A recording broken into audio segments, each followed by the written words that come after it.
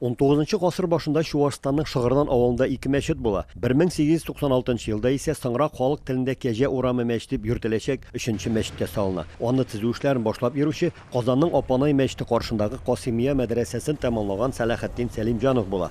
Патша Россиясы мөселманнарының Уфадагы диния назарәте рәисе мөфти указы белән 1895 елда Сәләхетдин Сәлимҗанов хәзерге Чувашстанның Шыгырдан авылына имам хатиб итеп билгеләнә. Шул ук елны 47 яшьлек указлы мулла авылның бае Абдулхалид Тимербулатовның кызы Фәхриҗан белән гаиләдә корып җибәрә. Сәләхетдин хәзрәт үзенең кече бабасы Абдулхалид һәм авыл халкы булышлыгы белән Шыгырдандагы 3нче мәчетне һәм аның янында мәдрәсә салдыра. Нәкъ менә шушы урында 1896 елда ачылган мәчет Совет хакимияте юлларында тегеләрәге 1929 елда ябыла һәм аның манарасы киселә. 1944 елда исә аны күршедәге Батыр авылына күчерәләр һәм аны банык итеп файдалана башлыйлар. Сәләхетдин хәзрәт бик зыялы һәм укымышлы кеше була. Ул 1880-1895 елларда Кытайда, Ташкентта, Бухарада һәм Әстерханда имамлык һәм мөгаллимлек итә. 1897 елны Ислам ханга барып, Бухарага барып, сынау үткән һәм аңа бергәннәр Дамылла исеме. Чөнки Бухарага барып укыган кешеләргә генә, анда сынау биргән кешеләргә генә Дамылла исеме бирелгән. Тарихтан мәгълүм 1921 елда Идел буенда коточкыч корылык була. Ачлыктан йортлары белән генә түгел, авыллары белән дә халык кырыла. Шул чорда Сәләхетдин хәзрәт Әстерхандагы дуслары белән сөйләшеп, авылдашлары өчен чәчүлек орлык кайтаруга ирешә. Иген тиялгән баржа тәтешкә килә. Хәзрәт 20 ат яллап, аларны алырга китә. Юлда кич кунарга дип хәзерге Буа районы Карланга авылына керәләр. Менә шушы Карланга килеп җиткәч кинәт кенә авырап китә. Һәм аны кертеп калдыралар монда хәзрәткә.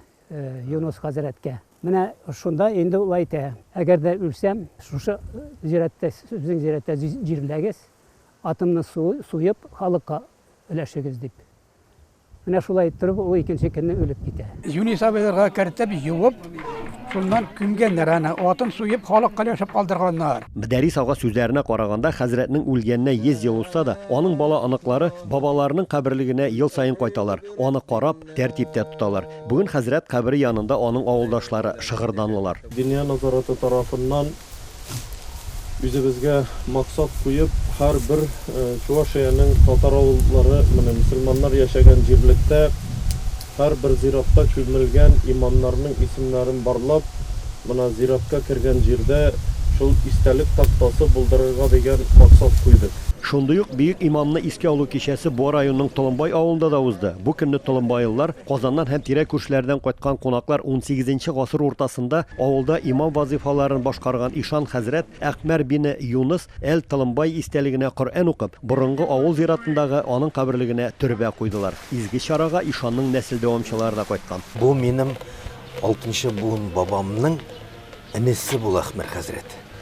Безнең нәселебез буенча инде без Борһанетдин нәселе санабыз бу авылда. Безнең бу авылда бөтен җил тегермәннәре безнең нәселдә булган.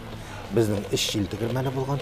Шулар исәбенә халыкны да ярдәм иткәннәр, үзләре дә хаҗга җөргәннәр, гомер буе дин тотканнар. Әлеге чараны бер туган Фәрит һәм Раил Садриевлар оештырган. Алар авылдашлары белән бергәләп, моннан 100 ел элек ябылган зиратны чистарталар. Хәзрәт каберенә агачтан сукмак салып төрбә куялар. Бабайның сөйләүләре буенча, менә манаралар кисеп йөргән чырларда, хәтта кабер ташында Әхмәр хәзрәтнең качырып куйганнар, менә бу шаукымнар зиратларга да килеп җитәр дип, менә шундый билгеле кеше булган. Ул инде савык туручы булган, целитель диләр инде. Ул Бухарада укып кайткан, бик зур галим булган кеше.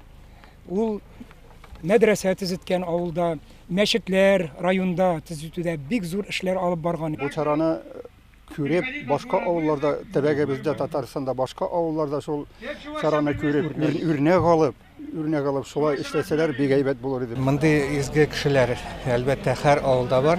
Аларны белергә кирәк, аларның иҗатын укырга кирәк, өйрәнергә кирәк һәм Әлбәттә, мондый бәйрәмнәрне һәр авылда үткәрергә кирәк. Иске алу чарасында катнашкан Татарстан мөфтие Камил хәзрәт Самигуллин мондый каберлекләрне һич кенә дә килеп табыну урыны итеп түгел, хөрмәт күрсәтү һәм дога кылу урыны итеп карарга чакырды. Без бары тик Раббыбызга гыйбадәт кылырга тиеш, ләкин шундый зиратларга барыбер без хөрмәт күрсәтәбез нәрсәгә? Чөнки алар безгә үрнәк, бу галимнәр, аларны хөрмәтләргә кирәк.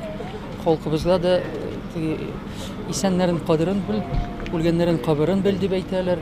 Шуңа күрә алар да дуага мохтаҗ, алар өчен без дуа укыйбыз, дуа кылабыз һәм алар безнең өчен үрнәк булырдай шәхесләр. Шуны онытмаска кирәк. Бу районның 2 авылында оештырылган бийек шәхесләребезне искә алу кичәләре кунаклар катнашында Корбан ашы мәҗлесе белән тәмамланды.